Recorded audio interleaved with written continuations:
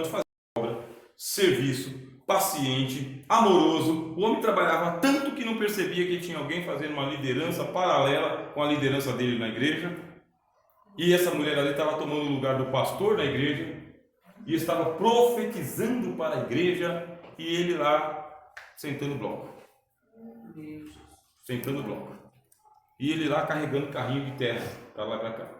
E ele lá no gabinete dele, atendendo pelo WhatsApp, atendimento pastoral remoto, enquanto ele tinha uma mulher na igreja se passando por profetisa. Ele foi repreender a mulher, Jesus? Foi? Não foi, porque vai ser cobrado do líder da igreja. Vai ser cobrado. Não queirais muito de vós ser desmestre, porque sabemos que nós vamos receber mais duro juízo. Vai ser cobrado. Cada ovelha. Já vamos estreitando o negócio aqui. Ficou estreito a mensagem. Tá tão boa, né? Ficou estreito. Professor, nesse caso esse é um pecado pastoral? Ele aceitar um... É a tolerância. Esse é o pecado pastoral. Tolerar falsas lideranças é pecado pastoral. Isso aqui é omissão. Em alguns casos ele até está vendo, mas aceita, né? Ele sabe. Seria proibir, né? Esse é o pecado que não é escondido. Ele sabe que essa mulher aqui é Jezabel, que está lá profetizando, e eu estou tolerando. E por que esse pastor está tolerando, esse anjo está tolerando, né? Não sei por quê. E aí o negócio vai ficando pior. Por quê? Se diz profetiza,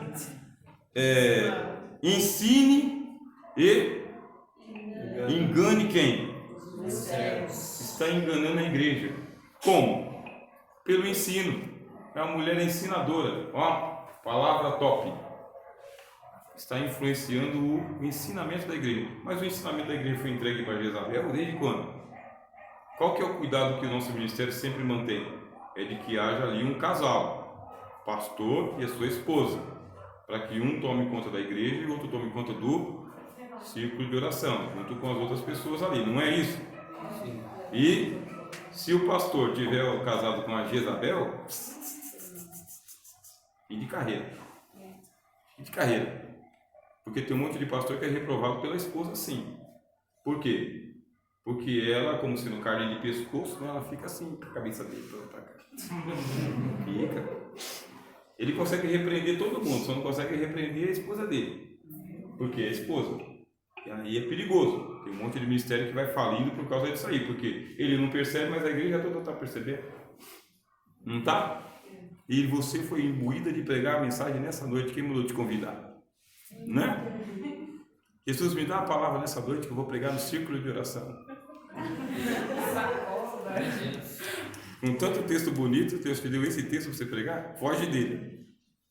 Foge dele. Porque quem já passou por isso sabe que o negócio é difícil. Muito difícil. Não dá vontade de fazer isso. Tem textos mais alvissareiros. Mas aqui ele está tolerando a Jezabel. E essa mulher se diz profetiza. E ela ensina no lugar dele. E engana os servos de quem? De Jesus. E qual que é o engano? Para quê? Para quê? Olha o pecadão aqui. Esse é o pecadão da Jezabel. Ó, prostituição. Para que eles se prostituam, é prostituição, pecado contra o corpo. Pecado contra o corpo. E esse pecado contra o corpo é toda a sorte de pecados que envolvem lascívia. Lascívia é uma palavra que não se usa mais, mas ela faz parte do repertório. Então, lascívia, luxúria, vocês sabem o que é luxúria. Vaidade, das vaidades, diz o pregador, tudo é vaidade. Então ela está ensinando de que não é tão pecado assim, não é tão grave assim. Não é tão grave assim. É muito exagero. E os irmãos da igreja de Tiatira, enquanto o pastor estava trabalhando, estava se prostituindo. E o homem não estava vendo isso aí, trabalhando demais. Não estava vendo que tem gente tomando conta daquilo que ele deveria estar tomando conta. Pedro quase caiu nessa armadilha. Aí você tem lá um texto paralelo. Tá vendo? Texto paralelo. Pedro quase caiu nessa armadilha. Por quê? As mulheradas começaram a reclamar lá em Jerusalém. Eu não sei porquê, né? Eu estou falando das mulheradas. Sou eu que estou falando das mulheradas? É, a noite das mulheres. As mulheres começaram a dar trabalho na igreja de Jerusalém, porque tinha as mulheres de fala grega e as mulheres de fala hebraica. Só que aquela mulher de fala hebraica, elas achavam que ela tinha mais privilégio sobre o sustento do que as outras irmãs. E elas ficavam com a melhor parte, as irmãs de fala grega ficavam com o que sobrava. Aí as mulheres de fala grega começaram a reclamar: ué, o que a gente é aqui? Crente de segunda categoria? A gente só está aqui só para lavar, para varrer o chão, só para colocar água no bebedouro, só para cuidar das crianças, a gente não merece uma oportunidade de nada. Começou a reclamar. E chamaram os apóstolos e falou: vem tomar conta desse negócio aqui, está errado. Aí o apóstolo Pedro falou: não, nós não podemos abandonar a oração e a palavra para fazer o serviço da mesa. Não podemos. Discerniu, porque era uma armadilha. O pastor tem as funções pastorais dele, tem coisa que ele tem que tomar conta, sim. Ele é o pastor. E outra palavra para pastor é essa daqui, ó, supervisor.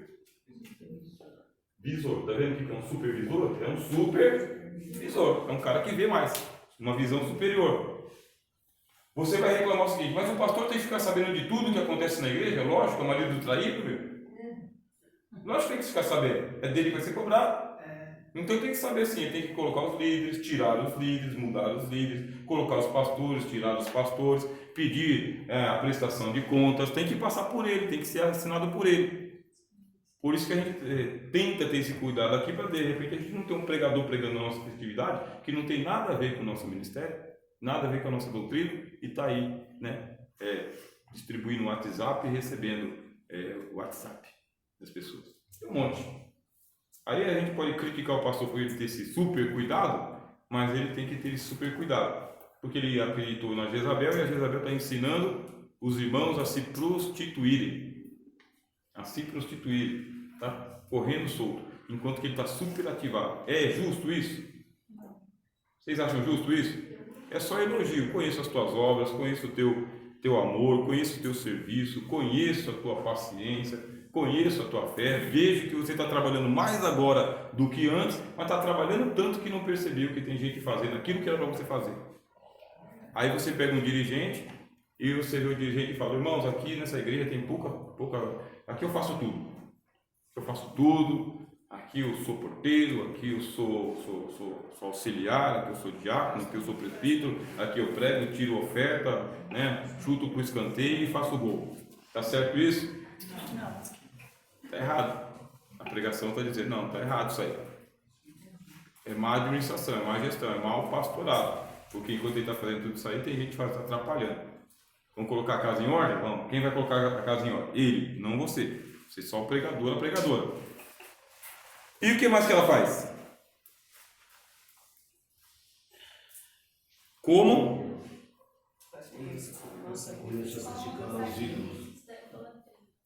Como dos sacrifícios sacrificados aos ídolos, está vendo? Sacrifício da idolatria. Está ensinando o pessoal de que a idolatria é normal, é natural. Adoração aos demônios, diz o apóstolo Paulo. Paulo não fala isso? Que aquilo que os gentios sacrificam aos ídolos são aos demônios que eles sacrificam? Aí adianta ficar lá orando para o demônio sair? Não adianta ficar orando para o demônio sair, porque o pessoal come do sacrifício da idolatria.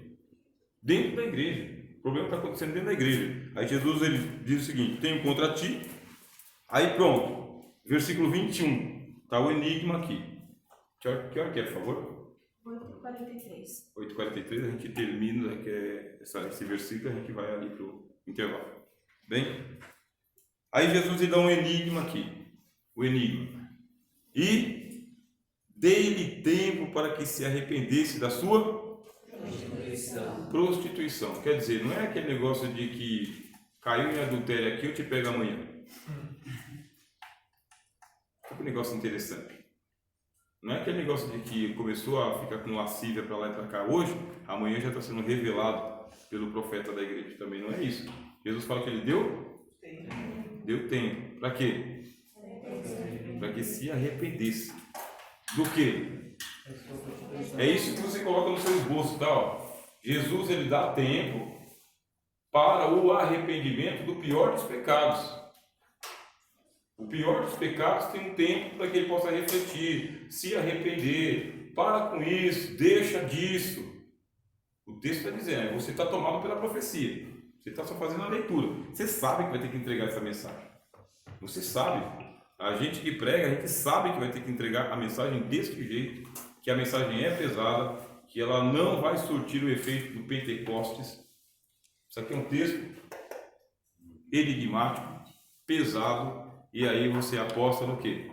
Você aposta de que não, seria bom que ninguém estivesse naquela situação. Mas, nessa sociedade de gente lasciva, a prostituição está correndo solta. Essa aqui é a era da internet. Essa é a era da internet. Essa é a era de que você não precisa pagar R$30 para você acessar pornografia. Qualquer um tem acesso fácil. Fácil mesmo.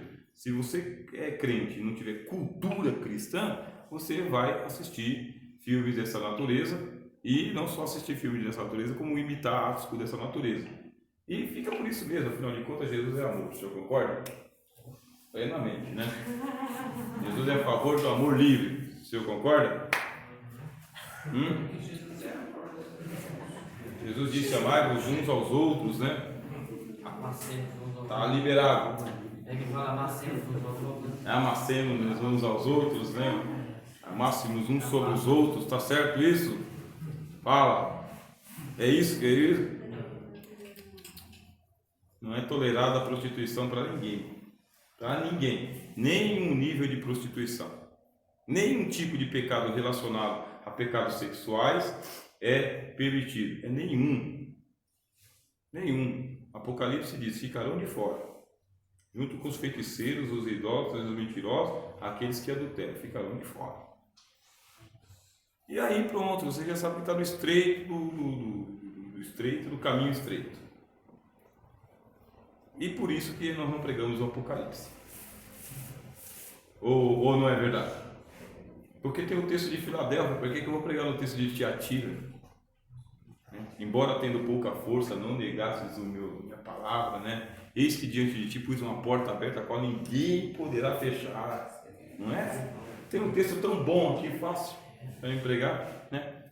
Agora eu vou pegar esse texto aqui que fala que existe prostituição e prostituição tolerada, junto com idolatria, e que tem tempo para se arrepender da sua prostituição e ela não se arrepende.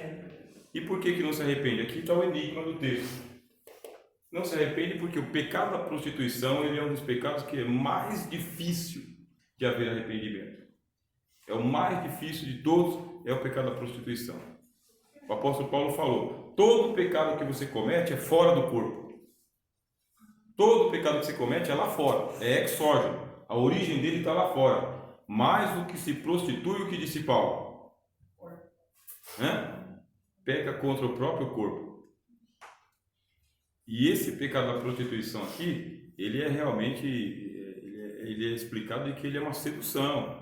Ele é sedutor, ele é envolvente. Você não consegue se arrepender daquilo que lhe produz um grande prazer, uma grande satisfação. É uma paixão que está envolvida. Você está envolvido por paixão. Vai se arrepender da paixão? Você está apaixonado ou apaixonada? Se envolveu, se entregou? Como você vai se arrepender disso? Você não consegue ter um arrependimento verdadeiro. É só de fachada, é só para não ir para o inferno. Aí Jesus fala: não é esse tipo de arrependimento para não ir para o inferno. Sai da Babilônia, povo meu, para não seres consumidos, condenados com os pecados dela. É um pecadão. Um pecado difícil de arrepender. E não se arrepende. Não se arrepende. E agora, como que resolve isso daqui? Depois do nosso intervalo a gente tenta resolver. Aí estamos no enigma. Vocês perceberam que é enigmático? É muito enigmático esse texto? É muito difícil? Mas depois do intervalo a gente tenta entrar aqui em mais alguns versículos. Estamos preparando o esboço, tá bom? Podemos ligar todos os ventiladores. Olha.